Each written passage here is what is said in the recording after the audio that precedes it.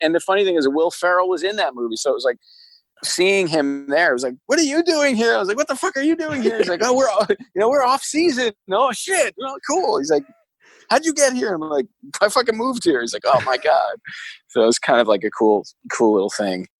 That was this week's guest, Hollywood makeup artist Mike Marino, talking about running into Will Ferrell on the set of a movie. You're probably asking yourself, Doug, what movie? And also, how does Mike Marino know Will Ferrell? Well, I can tell you right now, it's quite simply, I'm not going to tell you right now. You have to listen to the entire interview. But first, I got to play that beautiful theme song. It's time to sit down and relax for the good, the bad, and the sequel Q&A with your host, Doug. Hey there, Doug here. Hope you're doing well.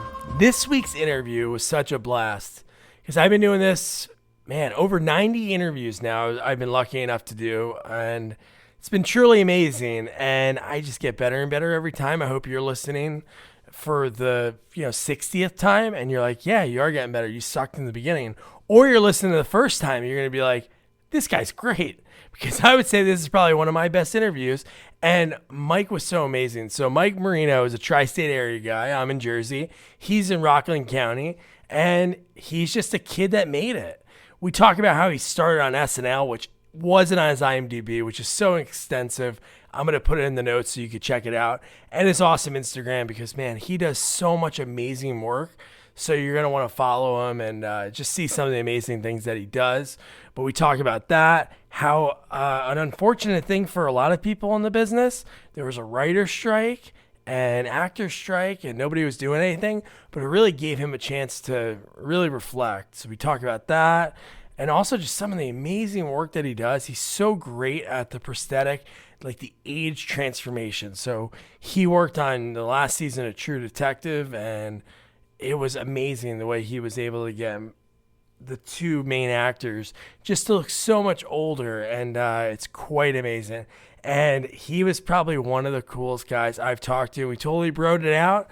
And for a lot of people, the most thing, you'll know all the films that he did and the work that he's done, but he is the man behind the most recent Heidi Klum Halloween costumes, which is so amazing. But I'm going to stop yapping. Listen to the amazing Mike Marino. How are you, Doug? Pretty good. I'm excited to talk to you. Yeah, man. How's it going? Not too bad. I'm in Jersey, so it's a little hectic. You're in Florida, right? Yeah, I'm in Florida now, just kind of hiding out. Good. Where are you originally from? I'm from Rockland County, New York. Not too far from me. Nice. But yeah, man. And then I have a studio in Englewood, New Jersey.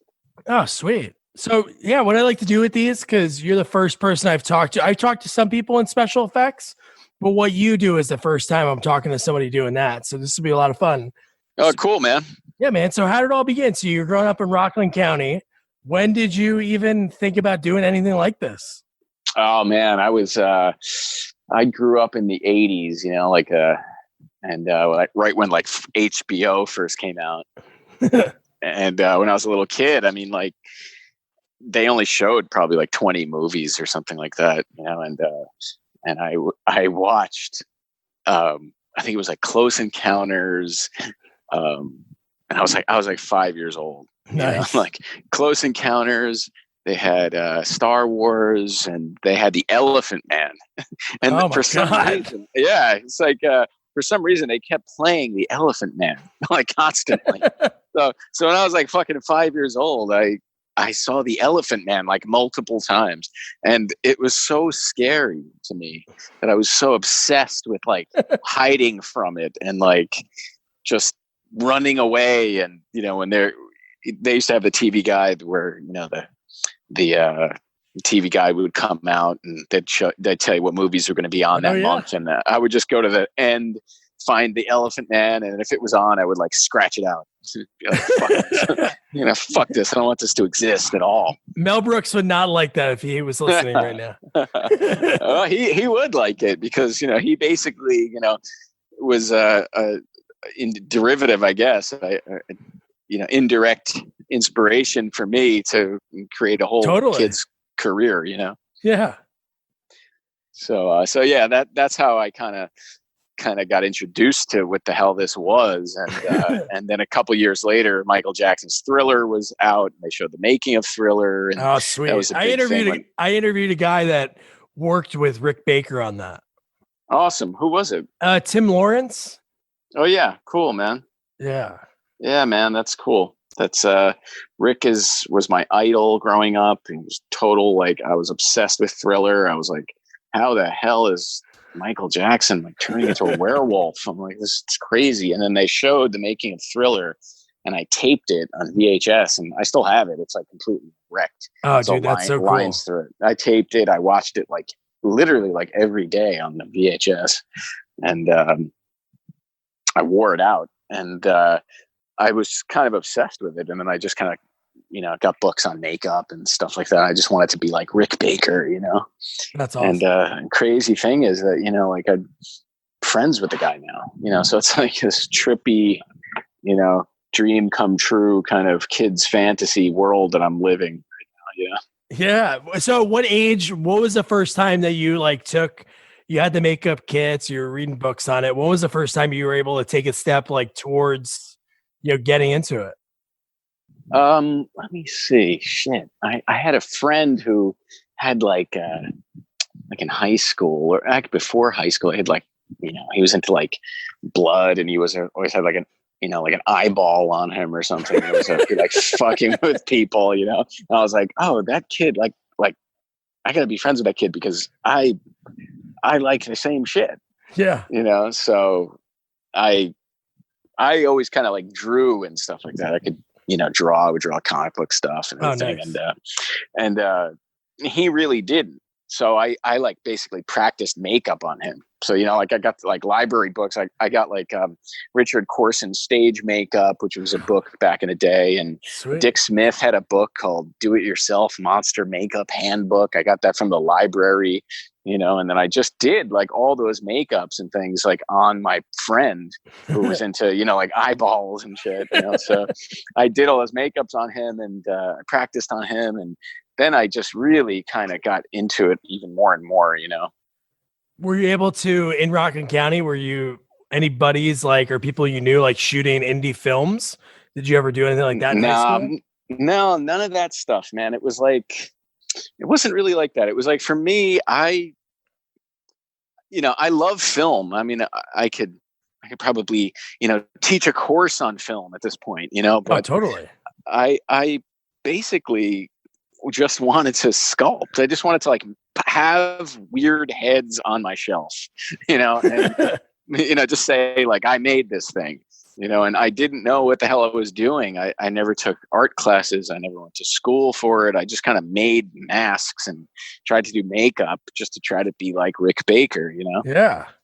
And that's basically it. But I didn't have like buddies who, wanted to make films and all that stuff. In fact, I worked with a director who was younger than me, who contacted me about maybe 5 or 6 years ago. And he said, hey man, I'm a huge fan of yours. I'm starting to do these movies, and I'd love you to do the effects for it. And by the way, I know my grandmother knows your mom. I'm like, fuck.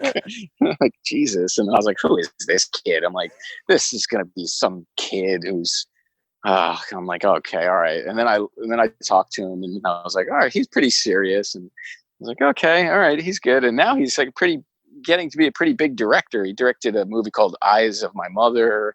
He directed a movie called Piercing. He just directed the reboot of The Grudge. It's just like a kid who was like, grew up like, liking horror and stuff, and knowing who I was when he was a kid, and basically like was my mom's like my mom knew his grandmother. It was just like this weird thing, But his name's Nick Pesh, by the way. Oh, yeah. Cool. Maybe your mom telling his grandma, yeah. Maybe he was like, wow, some kid from around here made it. So I can... maybe. So man. What was the first time? That's it. What was the first time you like stepped onto a movie set? Like how far after high school? I think it was right out of high school. I did, let me see what I do. I did some, I don't know how the hell I even got this job. I I really don't remember. I did this like drowned makeup for some shitty movie that never came out, and the guy owed me money, and I just never got paid. Was that your first credit? Because your first credit on here is called The Corruptor. That was a movie. Well, I worked at Saturday Night Live first. Really? I worked on when I was like 18, 19, a year out of high school. I had sent my like portfolio to some artists that worked at Saturday Night Live. Louis Zakarian, the guy's name was, and another artist there. His name is Vincent Guastini. They worked there at SNL, and I think he reached out to me on like AOL or something, like when you can like instant message people in the 90s, and like he was like, hey, must have looked up my profile and it said like makeup and stuff like that. And I said, yeah, check out my stuff. And he's like, shit, why don't you come into an interview at Saturday Night Live? We're looking for people. I said, all right. I went in, I brought my book, and they were like, okay, well, fuck, this shit's really good. Why don't you start working here? Can you come Thursday? And I was like, okay, cool. So I went, I think it was like 1997 or 8 or something like that. And I worked at SNL, and I learned a lot. It was like working with actors and all that. And that was really my first, introduction to all of like, film stuff. That's right. Like, especially growing up in our area, like your first gig working on SNL. I interviewed, I don't know if you remember him. I'm sure you do, because I know it's like a tight knit group. I know there's a lot of people that work at SNL, but Jay-Z's Honors, by that time, I think he was the musical director. The musical director? What? I remember George. He used to run the floor. The musical. Maybe at that time he was a sketch musician. His name was Jay-Z's Honors. He's a very unique looking guy. I bet I remember if he was there during that time. I mean, I'm sure we all knew who we were. Yeah. But the crazy thing was we didn't really hang out until like it was like a war. Show is basically like a war. It was like we would go in Thursday, and writers would still be writing shit, and then we'd just find out what they needed and be like, okay, well, he's got a bald cap. He's, got his head blows off, or this one or that one. It was like you only had like a day or two to build stuff until Saturday, which was the rehearsal show. And you built whatever you could from Thursday afternoon to Saturday, and there'll be changes from Thursday to Saturday. And then right when the show starts, it's like total mayhem. So it's like you're not really like hanging out on set like you do in a movie. It was like, okay, ready and go. It was like everyone's going insane. You're not talking. Everyone's working like furiously. There's like crazy makeups going on, and there's crazy musical people coming in, and people are late, and people, whatever. It was like total chaos. So even if that guy was there, I probably didn't really talk to him. And if I did, it may have been at the after parties, which were epic parties on SNL, which were especially in the 90s, because the first year I was there was the first year Jimmy Fallon was there. Oh, wow. And it was like we were both like young guys, and we would talk and knew each other, and he would go to the parties, and all the people went to the party still then, and it was crazy. So after the show, there'd be an after party, and it would go till 5 a.m., and everyone would go. All the actors would go. Now it's kind of like, I don't think they do that anymore. Like if there's an after party, they're kind of like having some drinks, and it's kinda, when I was there 20 years ago, it was fucking wild, man. It was like still a 70s feeling of like people dancing on tables and fucking, drinking, and it was crazy. It was totally crazy. That was still like the tail end of like Farrell, Sherry O'Terry, Catan, all of them, right? Yeah. Dude, I remember making out with Sherry O'Terry. I remember it was crazy. It was like a crazy fucking time. It was Will Ferrell was there, Sherry O'Terry was there, Horatio Sands, Jimmy Fallon, Chris Parnell, Daryl Hammond. It was still like good. The show was still good. I'm not knocking it now. I mean, I haven't seen it in a long time.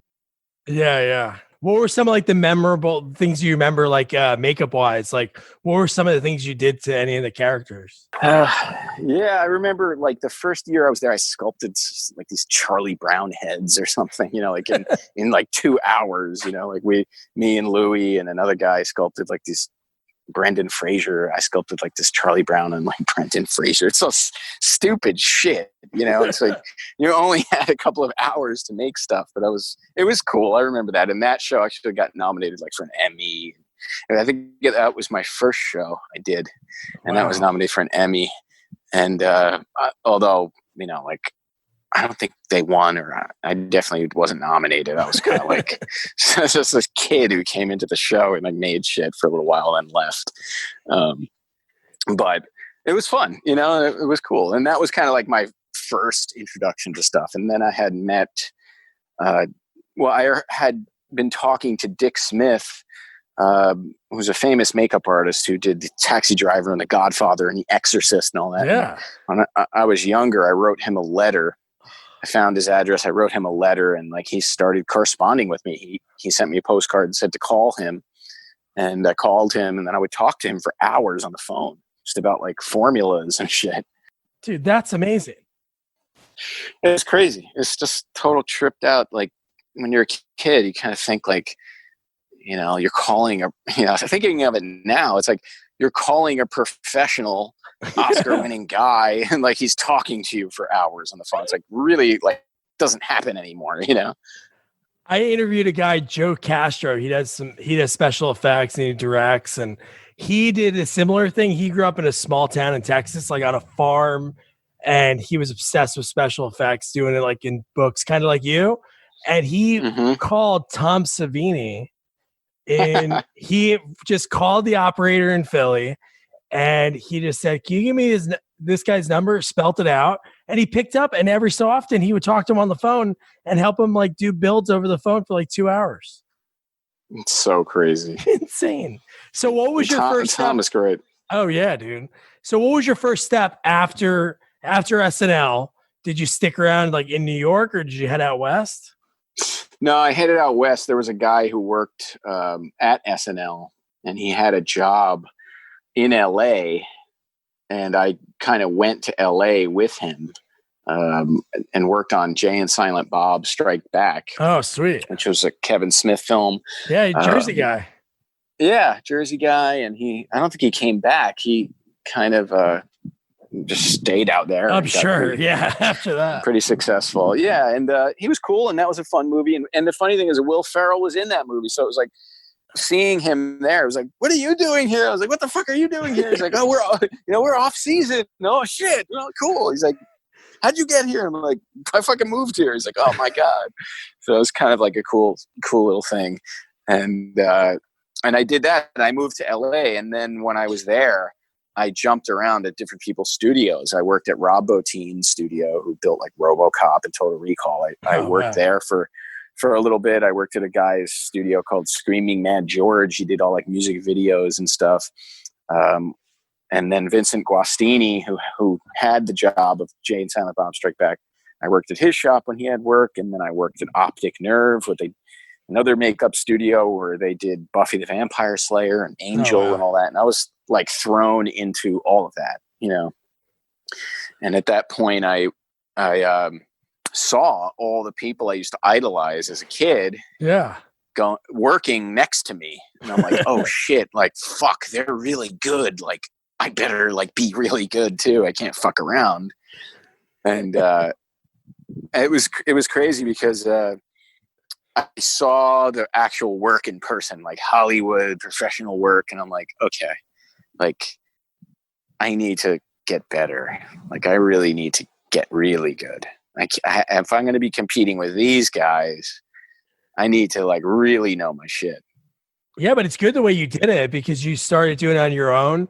I know obviously some of these, I don't even know how many of the people that are that successful go to school for it, but you learned on the fly. So it's like baptism by fire. You're in it and you're able to learn from the people that the people you looked up to, which is awesome. Crazy. It's crazy. It was very ballsy. Only a kid's mentality would ever attempt that. Totally. like if I was a little bit older and like a little bit more learned, I may have not done it, so I'd be like, well, shit, maybe I'll get better now and then go there. And it was like, no, I was like put literally like in the fire, like next to like famous artists. And I'm like, shit, that's like, awesome. Fuck. I'm like, I don't even really know how to make anything. It just happens. So I didn't really like have a technique then. It was just kind of like, sometimes it would look cool and sometimes it would be weird. And I didn't know why, Yeah. So I really like, and then there was a writer's strike and an actor strike in LA and nobody was really working. And I was like, fuck this. I moved back to New York after. Oh, really? I think it was like 2004 and moved back to New York. And I was like, okay, I need to know how to airbrush really good. I need to know how to sculpt really good. And at that point, I just kind of like I had a period of like a couple of years where I really got good. And was like, okay, now I saw what's out there. I think my stuff at this point is pretty damn equal. So now I know what I'm doing, Yeah. That was like your turning point. So that was like the best thing to happen to you for the writer's strike and the actor strike. Yeah, it really was. And it's a strange thing because the industry is primarily like an LA based industry, even though you have a guy like Louis Zakarian, who is a makeup guy at SNL, and he's there. It's a very small laboratory. It's a very small thing. He doesn't really do movies. He basically does stuff for NBC, and that's it. And there's no other studio on the East Coast that does what I do. And, like I would say we're, top 3 studio in the business now. That's awesome, man. I just finished Coming to America too. I designed. I saw that on stuff. There, dude. What is that like? You had to think. You just said it before. Growing up in the '80s, especially SNL, and you're working with Eddie Murphy, and it's unbelievable. Yeah, it's like a dream, dude. It's crazy because Rick Baker was my idol. Was literally my idol. I had like quotes of his like on my ceiling when I go to sleep. I'd like stare at it. God. And he did Coming to America, and when that came around again and Rick was retired and they came to me and, I think they went to a lot of different studios and they came to my studio and Eddie's people. And they were like, okay, you told the production, they're like, this is the guy, like this is definitely the guy. So I was really flattered when I got that job. And I had told the producer too, I said, look, you're going to find other studios that are, talented people. You're going to find people that are going to bid way lower than me. And I said, in my price, I'm really not going to go down from this price because I priced this out fairly and there's a lot of work and I take every single makeup I do seriously and I'm not going to, gyp you guys. Yeah. And so they really thought about it and they're like, okay, we can get, because the producer told me, they're like, these people came in way lower. I'm like, okay, go hire them. I said, go hire them. I said, if you want, serious attention to all the stuff for Eddie, if you don't want problems with Eddie, thank God that we hired you and everyone's so happy and Eddie's so happy. And we basically replicated all the Coming to America makeups that Rick Baker did from the original film, Eddie and Arsenio and all that stuff, and made everyone older. So like everyone that was in the original film is like now older. So that is awesome, man. Eddie is the Jewish guy, and Arsenio is like the barber, and Eddie is the barber. Like they're all in it still. They're still in the barber shop, and it's really cool. It's really cool. And I hope this movie does really well, which I think it will. Especially this year, you have like Bill and Ted 3 coming out. I really hope this does well because I really would love another like Beverly Hills Cop.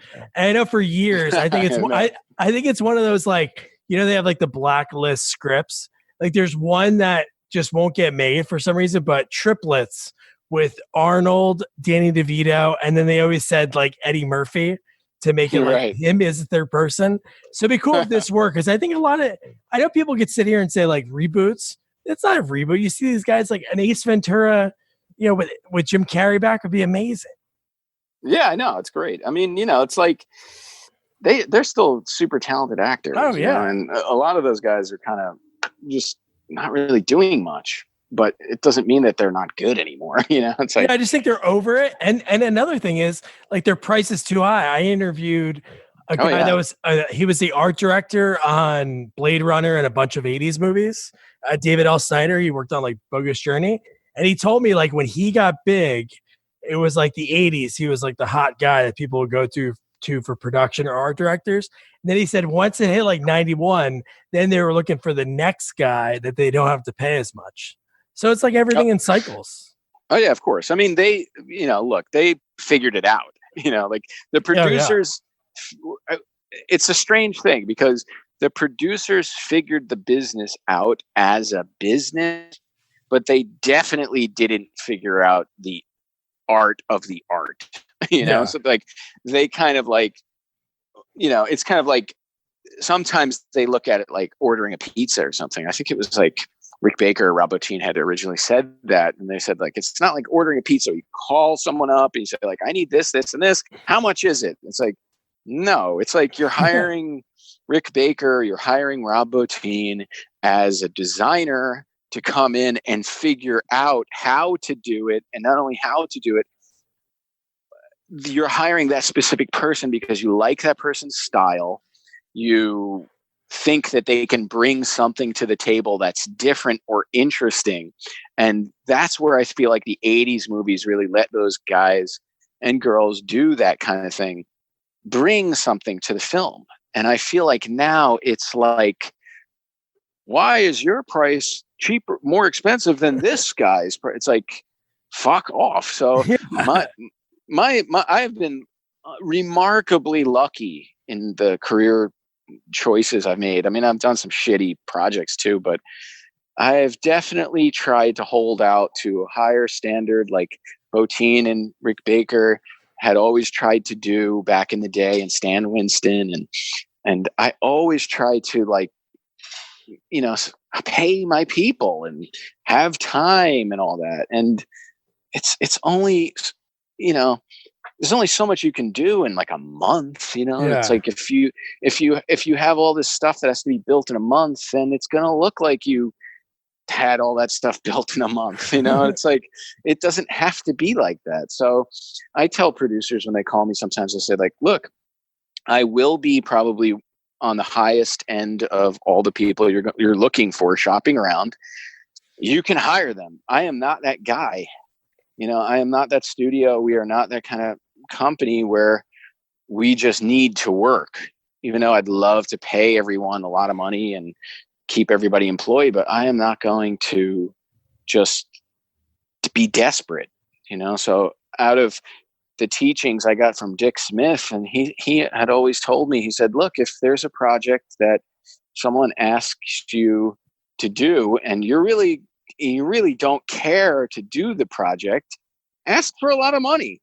Because if they come up with a lot of money, then you win, and if they don't want to hire you, then you didn't care anyway.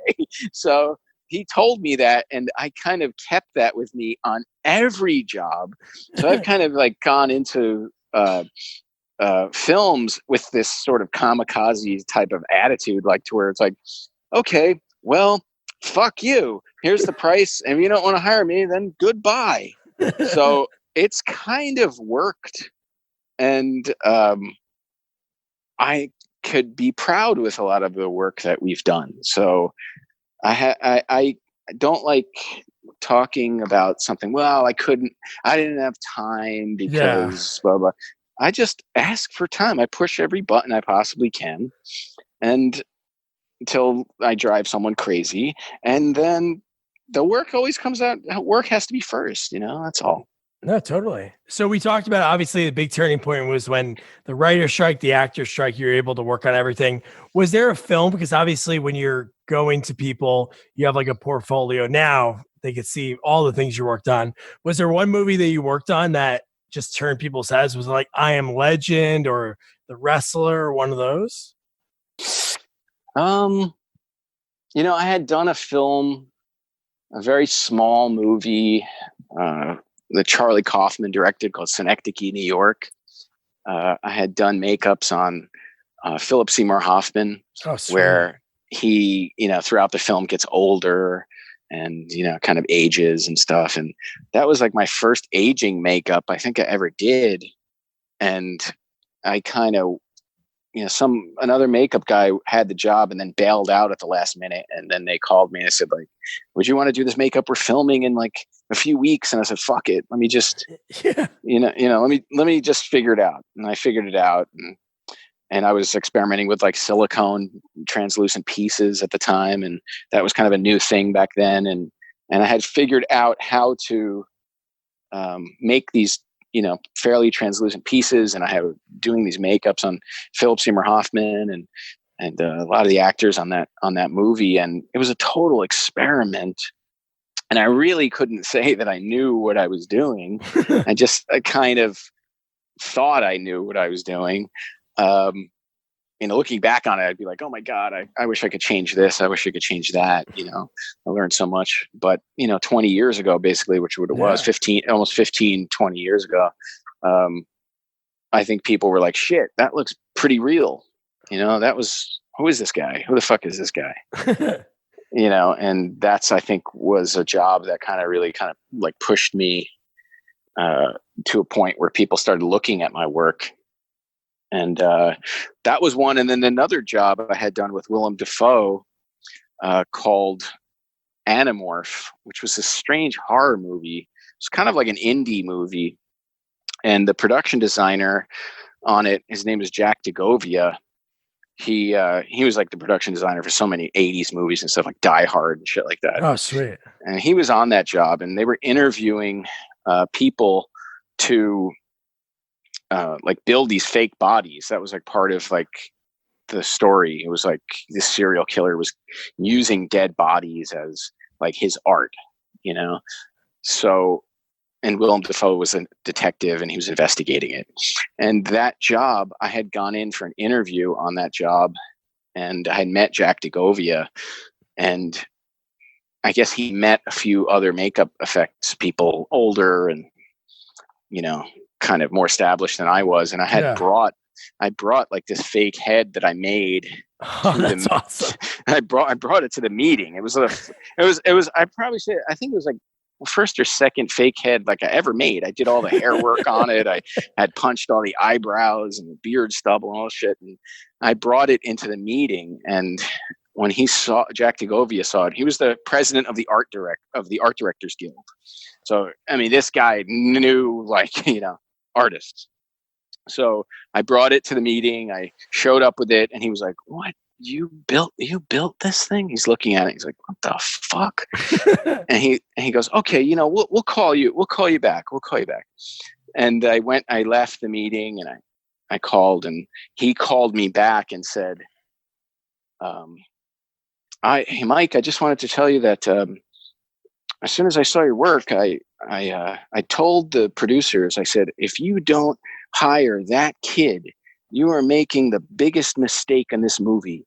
He goes, "That kid is the future of this business." Wow. And he said, "He is the future of this business." He goes, "What he brought in to show me, this fake head," he goes, "that wasn't a fucking prop." He goes, "That was a piece of art." Oh, wow. And he said, "Mike, give me your best bid. Send the producers your best bid for this job." And it was like, I sent the bid, and they were like, they didn't have the money. And he goes, "I gave up money from my department to give it to you." Whoa. He said, because I believed in your talent. And I was like, holy shit, this guy's fucking awesome. Oh my God. And they hired me, and I built these bodies, really elaborate bodies for the film. And that was like my first job on my own. Yeah. That's awesome. Yeah. So when did you start your studio? Like right around that time? Yeah, that was the reason why. It was like that reason. I had like a little studio in my parents' house. Yeah. Like my dad had built this like pretty much the pseudo garage thing for me. That's cool. It was cool, but at the same time, it was like get him the fuck out of here because he's ruining my house. So I basically had this garage space that I was working in, and at a certain point, I had so many directors and producers coming over to my parents' house, and my dad would be like, I remember I think it was Michel Gondry, the director. He directed, Eternal Sunshine of the Spotless Mind. Oh yeah. He was like laying on my lawn, my parents' lawn, and my dad was like, "Who are you?" And he's like, "Oh, I am. I am a meeting with the artist." And he's like, "Oh, okay." And I was like, "I think I met." He came to. He's like, "I think I met your dad." And I was like, "Oh God, I got to get the fuck out of here." Dude, that's unreal. They wanted your work so much that they went to your parents' house. Oh yeah, it was out of control. Dude, that's unreal. It's really funny. Dude, that is awesome. So then after that, Animorph, and then you have, like I mentioned before, like I Am Legend, The Wrestler. When was the first time that you were able to do something? I'm sure you're proud of everything that you do. Was there one movie when you saw it on screen, you were like, holy shit, man, I did that? No, never. I'm always That's like, cool. oh, fuck. Oh, fuck. This sucks. I'm like, this sucks. Oh, shit. I wish I did that. I wish I did this. I wish I did that. But it's like, even coming to America, it's like, I felt like pretty proud and I was able to like duplicate Rick Baker's makeups. But after a few months, I'm like, shit, I wish I had done this thing. Fuck, I would do them all over again. I think it never really ends. That makes it so you're like hungry. You're always like not satisfied. But you know what? I'm sure as soon as this is over, I'm sure you're getting phone calls daily. Like, hey, I have this movie that I want to do. Can you do it? Yeah, it's interesting. I mean, I had done, we just, after, before the pandemic thing, I was in London filming Batman. I saw that on here, dude. Because you know what? That wasn't on your IMDb. Like when I first reached out to Lisa back in like January. And then when I emailed her again, I guess it was like in March, I saw that. I'm like, oh, dude, that is cool. It's fun, man. I mean, I think it's going to be a good movie. I can't really tell you anything about it. Yeah, but, of course. Yeah. There's some cool makeups in it, and I think people notice them. I think it'll be a cool thing. But I think on that film, I think that we're doing something really interesting, and I hope people like it. But I think people will. You know what? I think all the people that complain about like whoever plays Batman, like I know. I don't know how much older you are than me, but I'm sure when Michael Keaton played Batman, they're like, "Oh, Mr. Mom, like this guy." Oh, yeah, totally. So come on. I mean, that's the thing. It's like people are like, "Oh, Twilight guy." I'm like, "Yeah, that shit was like 15 fucking years ago, man." I know. Like, go watch Lighthouse. I mean, that movie's amazing. He's incredible in that movie, And I think he's a great Batman because Batman shouldn't be like a fat fucking pig, The guy's supposed to be jumping off of buildings and shit. He's got to look like a parkour guy, and Robert Pattinson's pretty ripped and he's pretty lean, so I think it all makes the most sense for Batman. And his face looks so chiseled; he looks just like a cartoon. No, I know, no, totally. So you were mentioning before, you're talking about like how much you nailed with Philip Seymour Hoffman, like the aging. It seems like that's a big thing that people go to you for. Because you did it on True Detective, right? Yeah, we did True Detective. We did it for Mahershala Ali and Stephen Dorff. Dude, awesome season. Thanks, man. Yeah, it was really fun. And I had worked with Mahershala before. And I knew him. I worked with him on Place Beyond the Pines, a movie with he was with Ryan Gosling, who did the director of that just came out with a series. I think it started this Sunday. I know this much is true, that we had done all the effects for that show. Oh, awesome. Just premiered. It's kind of like a depressing show, but it's really like acted really well, and it's shot on film, which is pretty rare. Yeah, it is. Yeah. But that guy Derek Cianfrance, he's like a real purist, like a film purist, and I've done all his films. And I had worked with Ali, and then on True Detective, it was like, oh shit, oh my God, you got to hire Mike, And Jeremy Saulnier, who also had directed Green Room, he used to be a makeup guy. He was like a makeup nerd.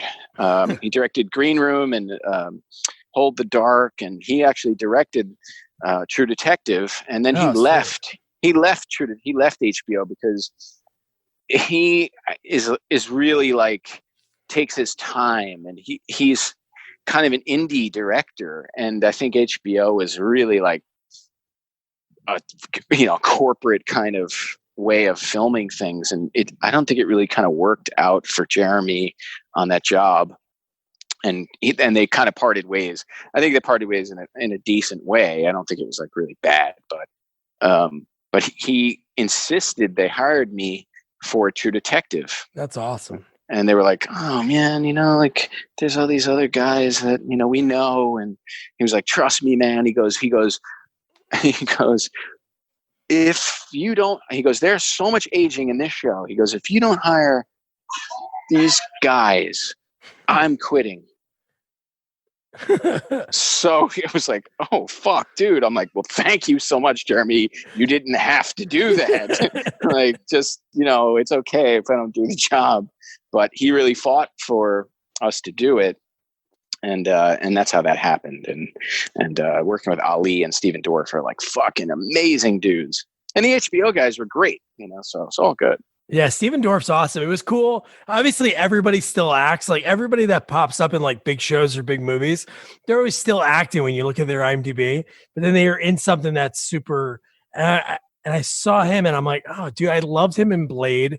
He was in a bunch of early '90s movies, late '80s movies that I loved. And then he has a show on Fox. I don't know if it's still on, but he was like, I think it's called Deputy.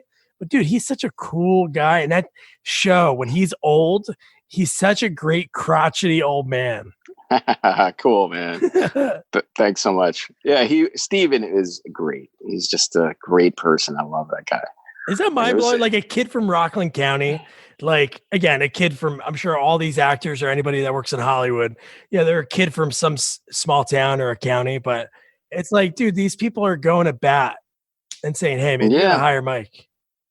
Yeah, it's interesting. I mean, I think part of it is that I didn't grow up in those neighborhoods and I didn't know anyone. And I kind of was in this little microcosm of like total insanity. It was like how much of a perfectionist can I possibly try to be without like having any kind of, help. It was like, It was like the only person I had to help was like, the most famous makeup man in the world who was like, I wrote a letter to. It was like when he would talk to me on the phone, I was like, I cannot disappoint this man. So I cannot fuck around. If he's going to take his time out to help me, I better fucking impress him. So that was really like my attitude at that point. I was like, I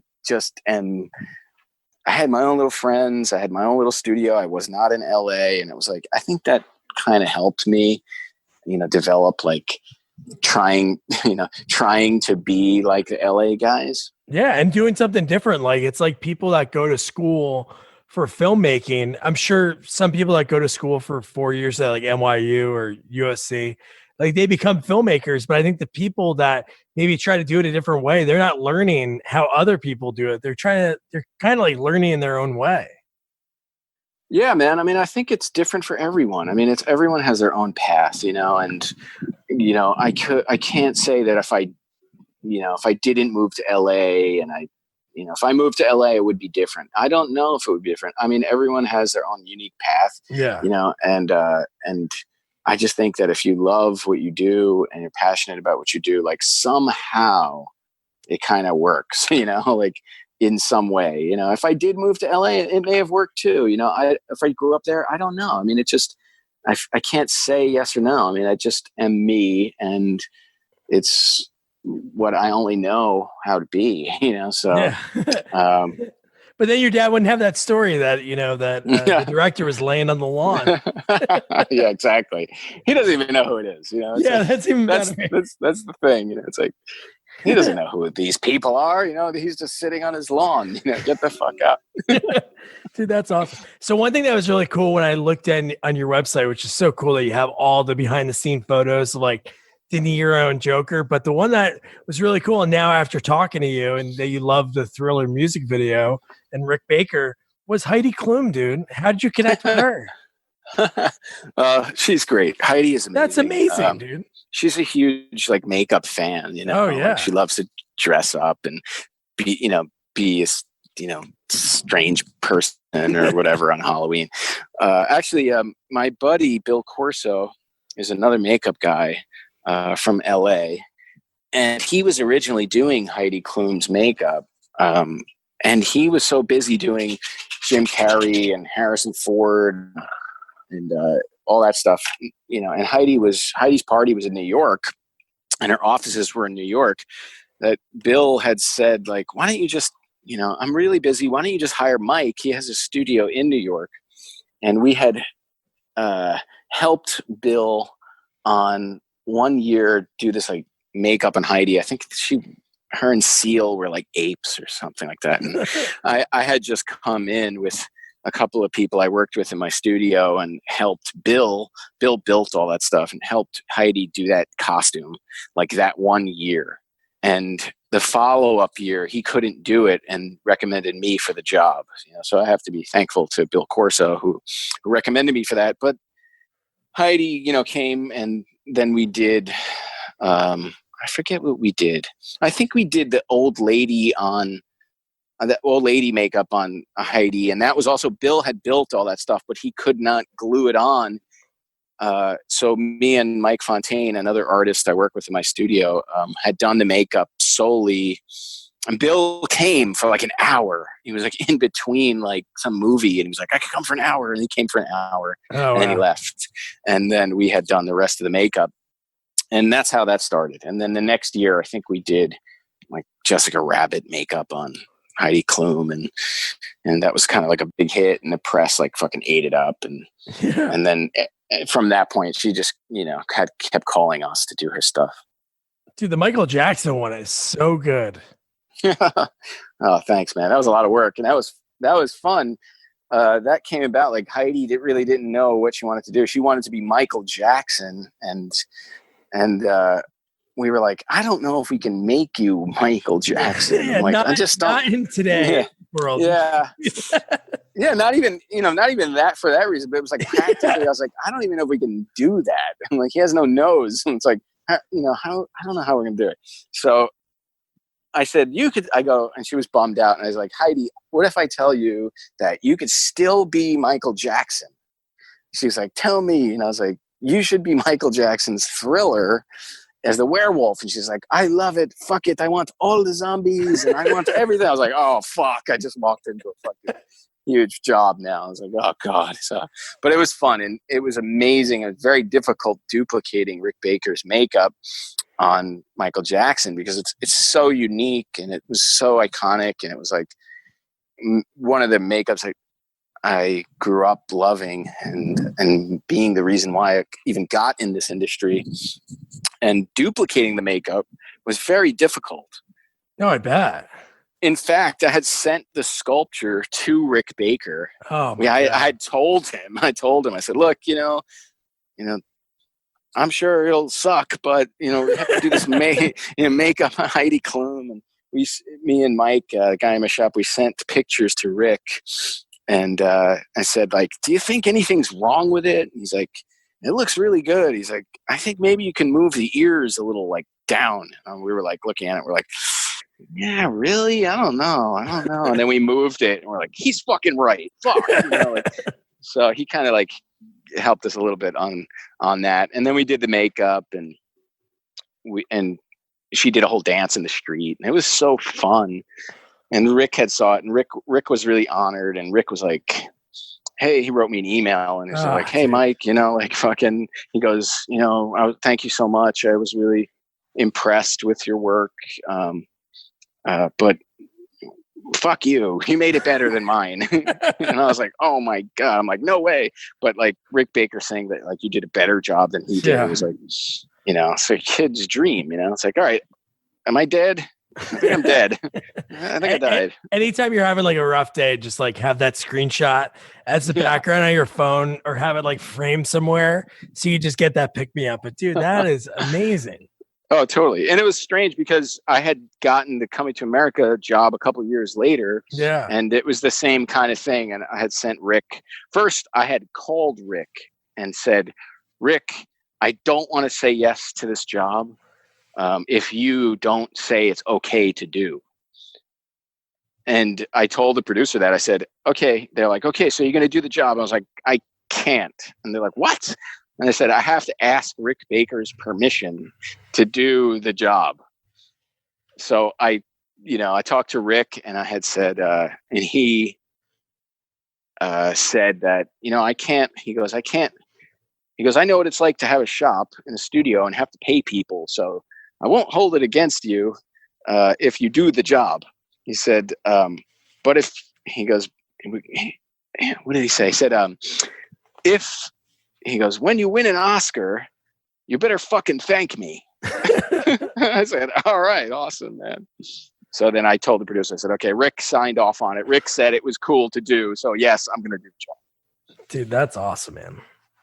I didn't want to fucking do it if he was going to be pissed at me. I'm like, I have my idol fucking pissed at me for like doing Coming to America. I'm like, no, I need to ask this guy respectfully, like, if it's okay if I kind of duplicate his work. I mean, it's his work, No, that's true. At least you had the courtesy. I'm sure other people, when they put those bids in, were like, oh, dude, we'll do it for this.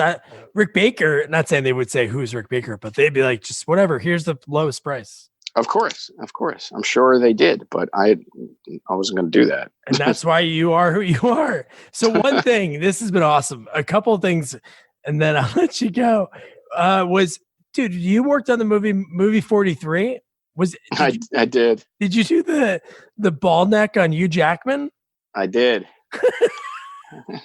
Yeah, I did. Actually, that was Tony Gardner's job. Who okay. was one of Rick Baker's proteges, who opened his own studio years later when I think The Blob 1988 was out. I think that was like Tony's first job. And Tony's awesome. And he couldn't do the makeup, so he wanted me to do it. He said, well, it's filming in New York, and can you do it? And I was like, all right, cool. And then I had done a test at Hugh Jackman's house of these balls. Oh my God. And I had done like all these, this beard stubble that really blended it into his face really well. And, I sent the pictures to Tony, and he was like, holy fuck, that looks great. He's like, holy shit, great. And Hugh Jackman was dying laughing the whole time. Like, we had so much fun doing that makeup that on set, it's like, a comedy film. It's serious, any film's serious. It's like, but it's not like a hilarious thing the whole time. But I couldn't stop laughing, and Hugh couldn't stop laughing the whole time. He would look at me and just laugh, and like just couldn't get over how funny it was. And all you would hear is Hugh laughing and me laughing on set, and he'd be like, "Okay, quiet." So it was funny stuff. I mean, that was really fun makeup. That was a cool movie because I know it made pretty good money. Like, while I was talking to you, I looked it up. It actually made pretty good. The budget was real cheap, but it was really funny because you had people like Kate Winslet and Hugh Jackman in a scene like that. And then the other one with Richard Gere with like the eye girl. And the one guy's arm's missing because he shoved his hand. It's like unreal. Yeah, that movie was kind of a shit show. It took like years to come out. It was a Farrelly Brothers film, and they were really cool dudes, and Pete Farrelly directed it, and he was a great person, and they had a lot of trouble trying to find the rest of the money and film it and get it together, because it was like everybody kind of did it as a favor, and that's why. Okay. And that's why everyone was in it, because it really had no money, and it was like, they had asked me to do some other effects for the job that Tony couldn't do. And I was like, I can't fucking do it. It's basically for free. I'm like, I can't do it for free. I'm like, it was great doing Hugh Jackman's thing, but I can't build all this shit for free. And I'm like, it's just not happening. But I think the ball scene in that movie was the best part of the movie. Oh, dude, it looks too real that it almost looks like it's like not real. That's amazing, dude. And now my favorite part of the whole movie, I mean, my wife's a teacher, so we were kind of talking about it. Our daughter's only like, she's a year and a half, but the scene in the movie with Liev Schreiber and Naomi Watts when they're homeschooling the lip from Lip from Shameless, and they're like hazing him, and like, oh, dude, that's funny. It's a pretty funny movie. Yeah, it is funny, man. It was definitely like a Kentucky Fried Movie type of thing. Oh, yeah. Which I love that movie. And Rick Baker had done that film. John Landis directed. It was like kind of like one of those kind of movies, you know? Yeah, all that Saturday the 14th, like there's like a whole string of those in the 80s that were just so over the top, like just silly, but so funny. Yeah, man. I mean, that's the thing. It's like, there's not that many fun films and that kind of a movie, you know, some people love it and hate it, you know, but it's like it was made and it had the spirit of like a 70s or 80s film. And I feel like we need those films because everything is so serious and so depressing and so dark. And so it's like, come on, like let's have some fucking fun, man. Do you think it's hard to get those movies made? Like it's so, because like Scary Movie did really well. Not Another Teen Movie was good. And Scary Movie had like a couple, I think the second one was funny. But then they had all these other ones like Disaster Movie that failed. Like I interviewed Robert Hayes from Airplane and Airplane 2 and all the other movies he was in. And we kind of talked about that. He was like, it's just so hard for that comedic timing to work. And I think nowadays, because like you said, everybody cares about like the producers want to be able to make the most money. They want to stretch their budget. So if one of those types of movies bombs, they're like, I'm not gonna give a shot to this. It's horrible. I'll tell you what. This is why all those movies were good. They were all high. Yeah. Everyone was high. You know, it's like John Landis and fucking Robert Zemeckis and all those guys were fucking high. Like Jim Henson. Do you think Jim Henson like would go into work like, okay, I'm going to build a puppet? It's like the dude was totally baked. And he was like, okay, I am going to make this weird shit. This will be funny, you know? And they all were high, you know? It's like, no one's high anymore. In fact, they're so not high that the movies suck so fucking bad that they keep making garbage that is so corporate. And I'm just tired of it. You know, it's like, I'd rather not work in movies if these shows are going to be completely forgettable. Everybody smoke a weed. Everyone get high, please. Yes. Make a movie. I know. They get like Rogen, like Seth Rogen's movies.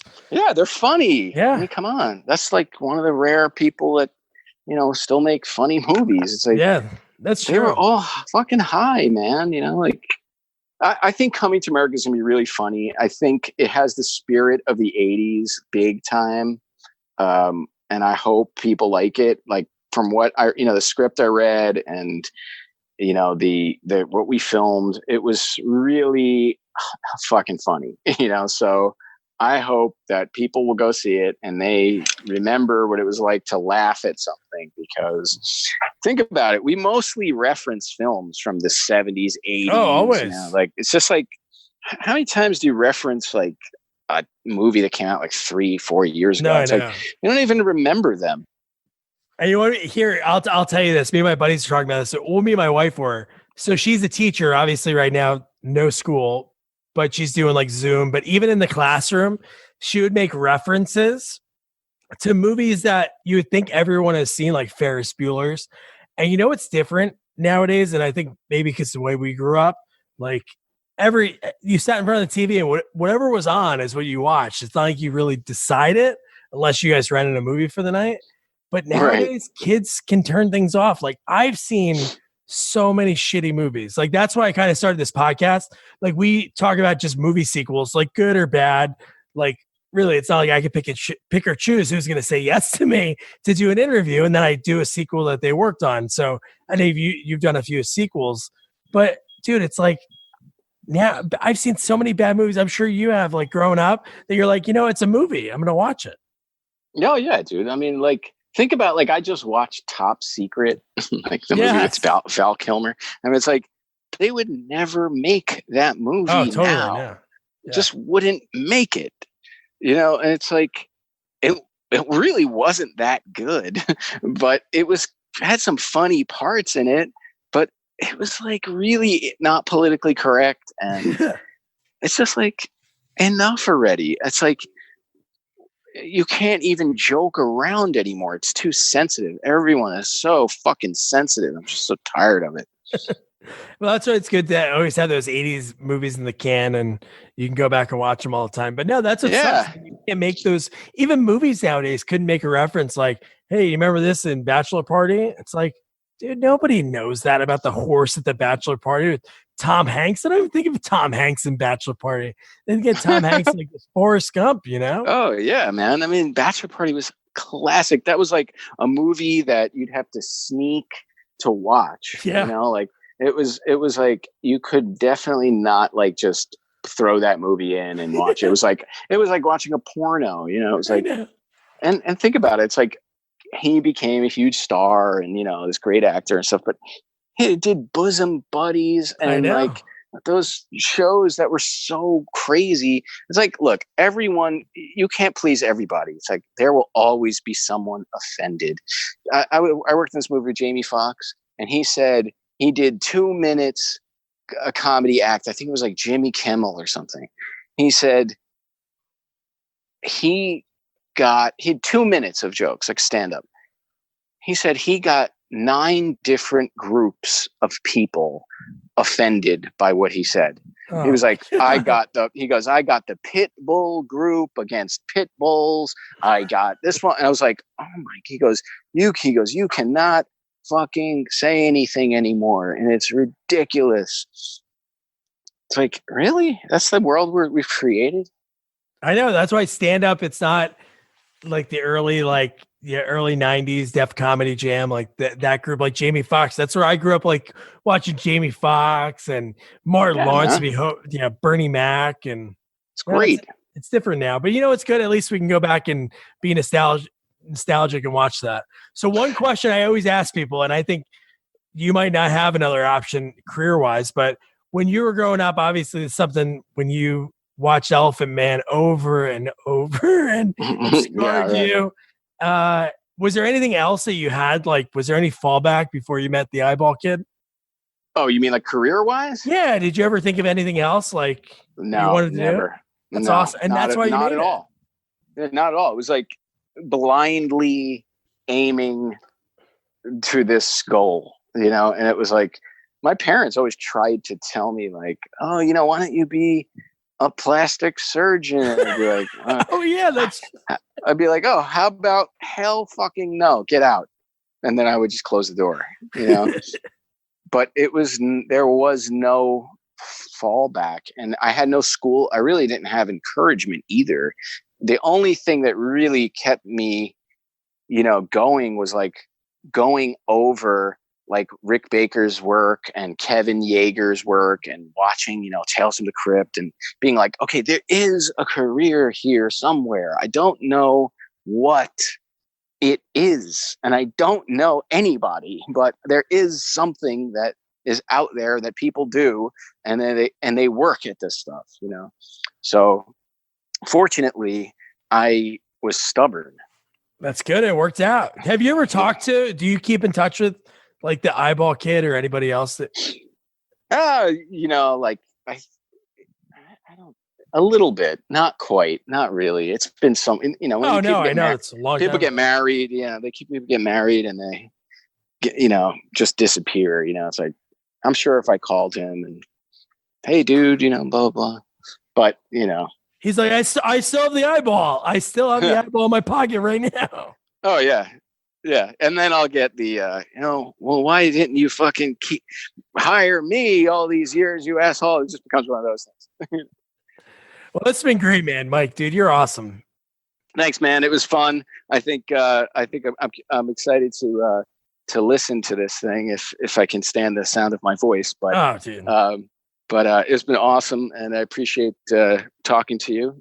Yeah, man. Hey, when all this is over, when you're back in your studio anytime, and it'd be cool if I could check it out. Yeah, man. Come visit if we ever go back to normal. Yeah, why maybe. We'll see. And for sure, open invite, and hopefully some kid will listen to this and get inspired and do something. And that's what it's all about, is really kind of inspiring other people.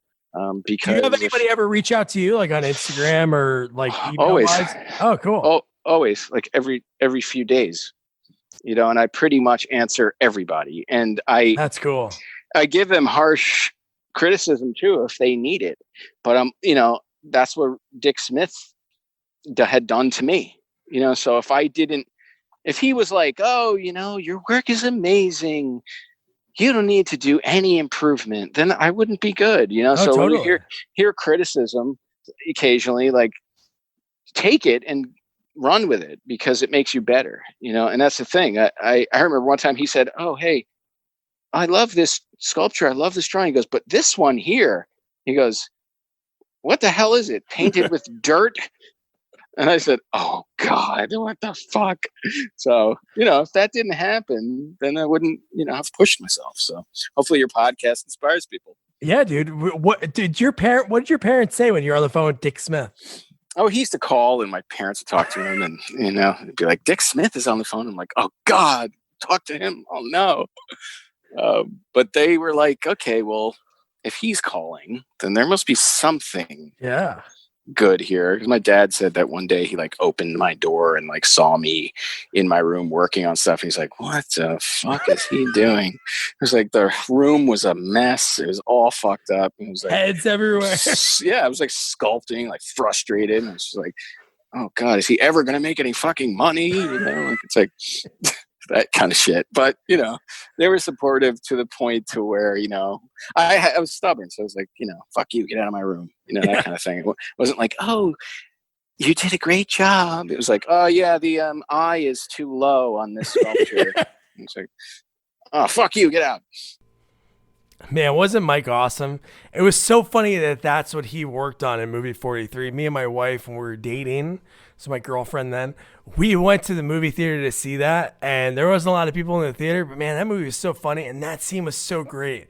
So just think, this kid from Rockland County is going to Hugh Jackman's house to put fake balls on his chin. And there's other things, we talked for an hour. Look at his IMDb. It's overwhelming. There's so much, and I'm so excited for Coming to America 2 and the Batman. So he's got a lot of exciting things. So make sure you check him out. And like I said, I'm going to put his Instagram and his IMDb in the episode notes so you could check it out. And now your homework is to watch Return to Sleepaway Camp. It's a little difficult, so hopefully you can find it. I know there's videos on YouTube, like the best scenes, but hopefully you can find the whole thing. I thought it was on Shudder, but it's actually not right now. It's only available in some countries. I think it's something with like distribution. I don't really know. But yeah, so don't forget to review, rate, share our podcast. Follow us on all social media at Sequels Only. And don't forget, check out our website, sequelsonly.com. Good night.